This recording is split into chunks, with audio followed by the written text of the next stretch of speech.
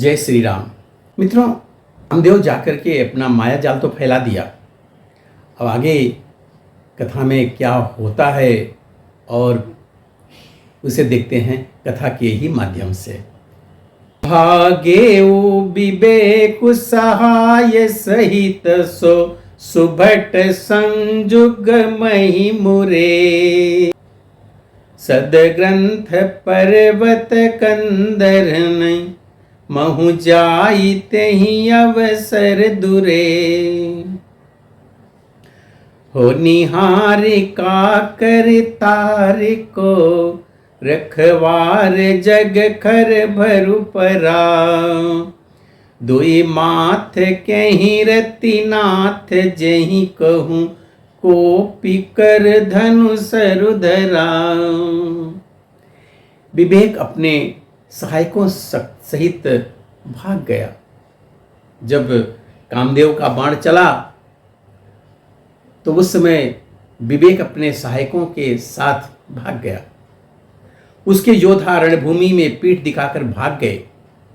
उस समय वह सब सदग्रंथ रूपी पर्वत की कंदराओं में जा छुपे, अर्थात ज्ञान, वैराग्य, संयम, नियम, सदाचार आदि ग्रंथों में ही लिखे रह गए।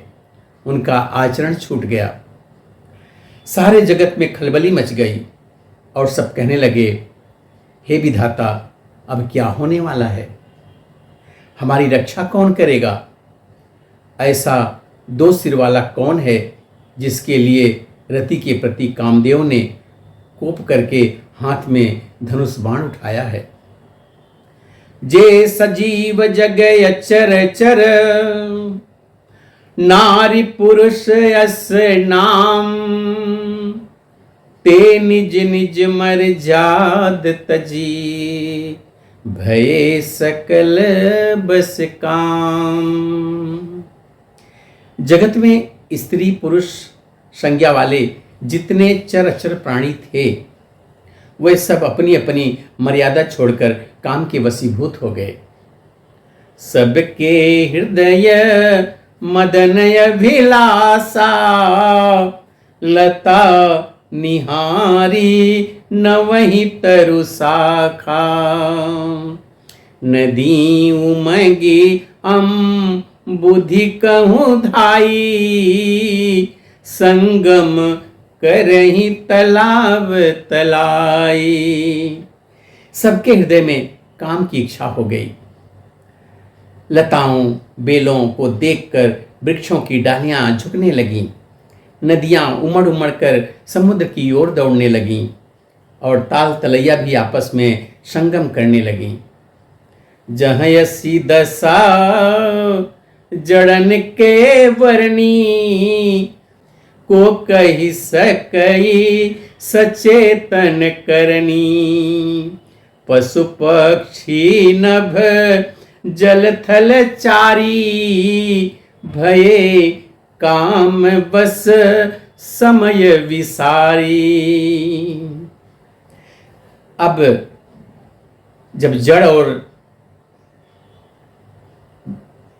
वृक्ष, नदी आदि की यह दशा कही गई, तब चेतन जीवों की कहानी कौन कह सकता है?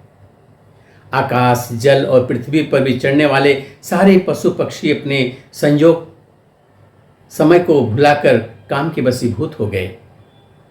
मदन अंध व्याकुल सब लोका निस दिनु नहीं अब लोक कहीं को का। देव दनुज नर किन्नर व्याला प्रेत पिशाच भूत वैताल। सब लोग कामांध होकर व्याकुल हो गए।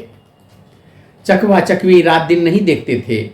देव दैत्य मनुष्य किन्नर सर्प प्रेत भूता पिशाच भूत बेताल सब काम के वशीभूत हो गए।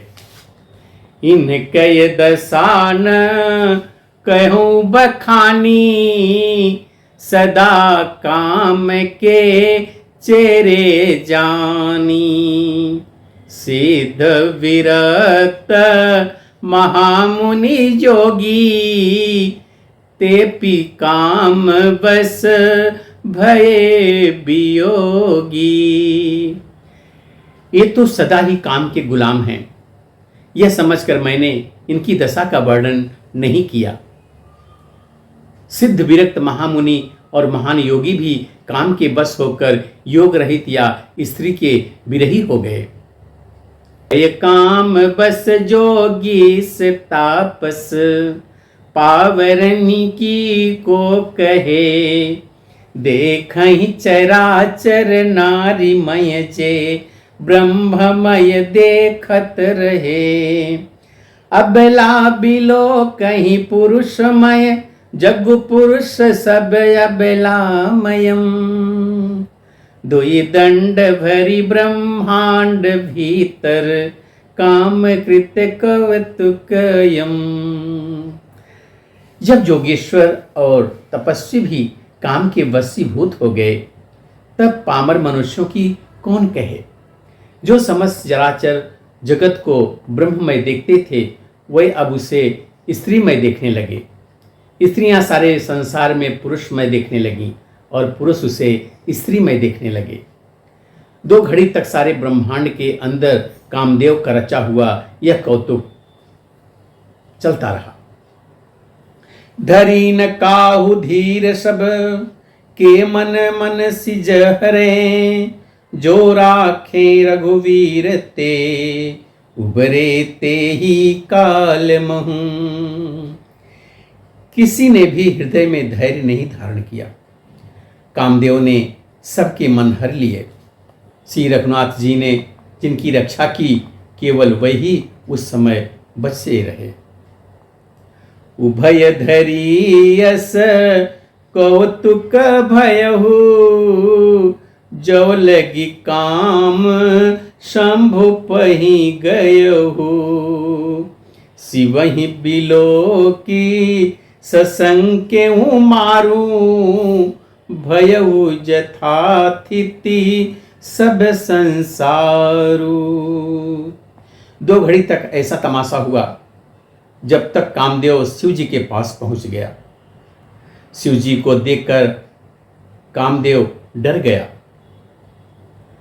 तब सारा संसार फिर जैसा का तैसा स्थिर हो गया।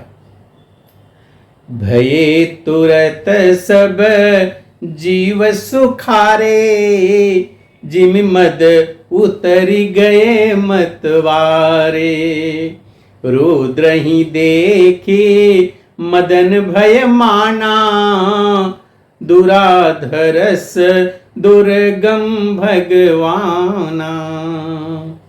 तुरंत ही सब जीव वैसे ही सुखी हो गए जैसे मतवाले नशा पिए हुए लोग मद के उतर जाने पर सुखी हो जाते हैं। दुराधर्ष और दुर्गम भगवान शिव जी को देखकर कामदेव भयभीत हो गया। फिरत लाज कछु करी नहीं जाई, मरण उठानी मन रच सुपाई। प्रकटे सी तुरत रुचिर ऋतु राजा, कुसुमित नवतरो राज विराजा। लौट जाने में लज्जा मालूम होती है और करते हुए कुछ बनता नहीं है। आखिर मन में मरने का जो निश्चय करके उसने उपाय सोचा। तुरंत ही उसने ऋतुराज बसंत को प्रकट किया। फूले हुए नए नए वृक्षों की कतारें सुशोभित हो गईं। बनत उपवन बापिका तड़ागा, परम सुभट सब दिशा विभागा। जह तह चनु उमगत अनुरागा, देखी मुरे मन मन सिज जागा। वन उपवन बावली तालाब और सब दिशाओं के विभाग परम सुंदर हो गए। जहाँ तहाँ मानो प्रेम उमड़ रहा है, जिसे देखकर सारे मरे हुए मनों में भी कामदेव जाग उठा। मित्रों, अब आगे की कथा हम अगले वीडियो में सुनते हैं। तब तक के लिए जय श्री राम।